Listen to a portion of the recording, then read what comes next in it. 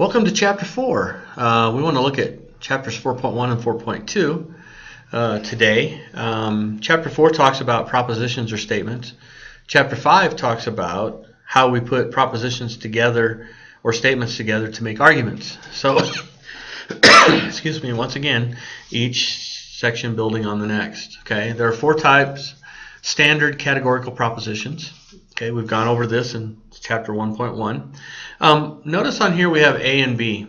A and B. A and B are merely placeholders. Okay, they're nothing other than that. So if I were to say all dogs are mammals, I would actually write it all D are M. So they're merely a placeholder. So when we talk about this, we think of it in terms of where things sit. And so we can do that. We have four parts to every statement, every proposition: a quantifier, a subject term, a copula, and a predicate term. Quantifier tells us how many is in the quantity. We have all are in the quantity, none are in the quantity, or some are in the quantity, or some are not in the quantity. And so it's giving us some very specifics, but it tells us the number. The subject term will always be the first letter on the left. Okay, following your quantifier will always be your subject. The copula is what couples them together, joins together. Okay, so it joins A and B together in some type of an ideology.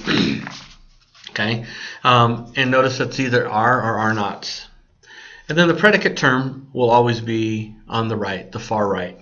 Okay, and we'll learn a little bit more about these as we go through this section.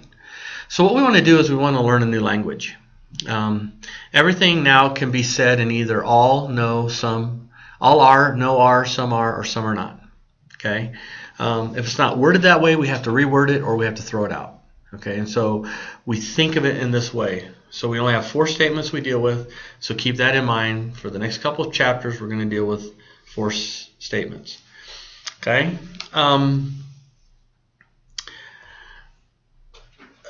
A term is a word or a group of words that can be used as a subject of a sentence. So an example, a dog is a term. A dog that lived in the kennel next to my first apartment, he used to bark all night and keep me awake, is also a term.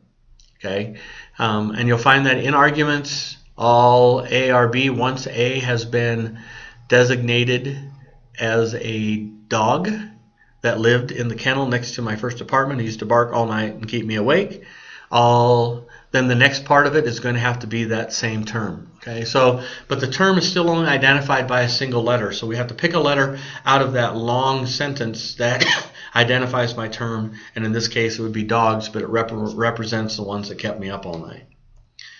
Okay, yeah. Now the other thing we need to do is we need to learn to make identifications. Okay, so an A statement will always be all A or B. An E statement will always be no A or B. An I statement will always be some A or B. And an O statement will always be some A or not B. A, E, I, O.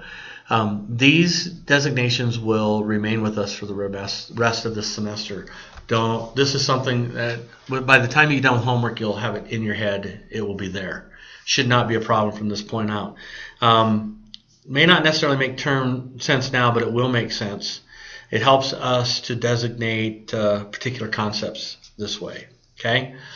There's some things we need to talk about: quantity, quality, and how those are affected in here. So the first thing we have to understand is that universal means everything.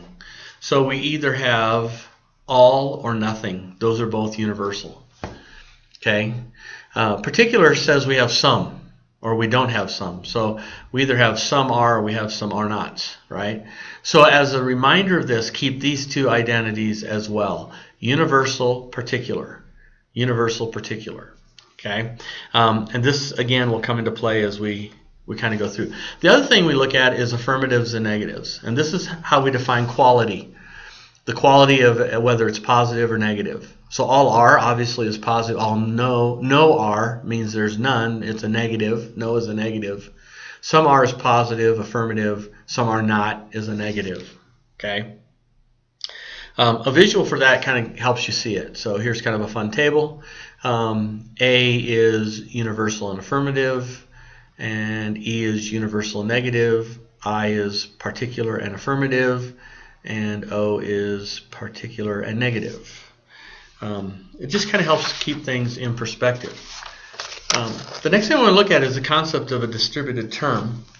And a very important part would be 4.2, where I have my finger, the little chart at the bottom of page 200 there, where I have the good beside it in red. This is something that you need to dog-ear your page, you do somehow make a note, because this is something that will come in handy as you start doing your homework. Distributed terms. A term is distributed according to page 202 if the proposition makes an assertion about every member of the class.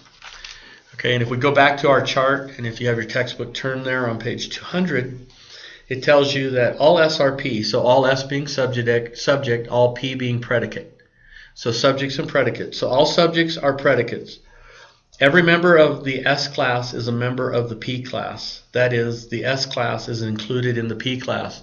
There's some illustrations that you will find on page 202, 203. So all S are P shows the double circles, with P being the outer circle and S being the inner circle, and all the members of S being members of P. And that would show distribution. Okay, and so that's how we read through this. And so we begin to look at what's distributed and what is not distributed. Keeping that in mind, on the bottom of page 204 is one of the most important charts you'll find in this part of the section, part of the chapter. Okay, so keep that in mind, because it tells me what my proposition is, what the letter name is, A, E, I, or O. It tells me what the quality is, what the quantity is, and which terms are distributed. The other thing I've done is I've also, in your 4.2 homework, there is a section where you have to change quality, change quantity, and change both quality and quantity.